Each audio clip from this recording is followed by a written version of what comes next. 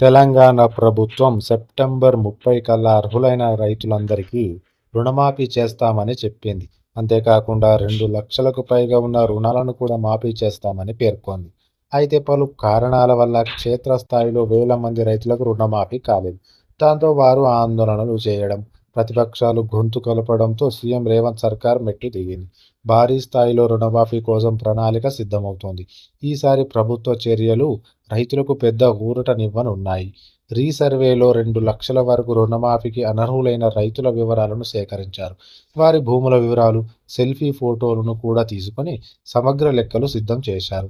Aadhaar, bank అకౌంట్లలో ఉన్న చిన్నపాటి తప్పిదాల కారణంగా సుమారు 1,50,00,000 మంది రైతులకు రుణమాఫీ పూర్తి కాలేదని తేల్చారు. తెలంగాణలో రేషన్ కార్డు లేని రైతులు చాలా మంది ఉన్నారు. రేషన్ కార్డు లేకపోవడం వల్ల వారు రుణమాఫీకి అనర్హులుగా మిగిలారు. ఈ సమస్యపై ప్రభుత్వం స్పందిస్తూ రేషన్ కార్డు లేకున్నా రుణమాఫీ చేస్తామని హామీ ఇచ్చింది.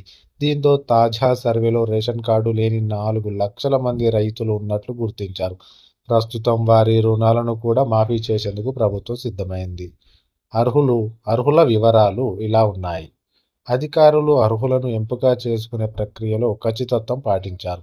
ప్రస్తుతం మొత్తం 5,00,000 మందికి పైగా అర్హులైన రైతుల జాబితా సిద్ధంగా ఉంది.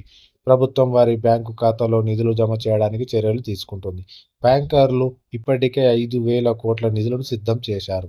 అక్టోబర్ మొదటి వారంలో రుణమాఫీకి ప్రభుత్వం గ్రీన్ సిగ్నల్ ఇవ్వచ్చు.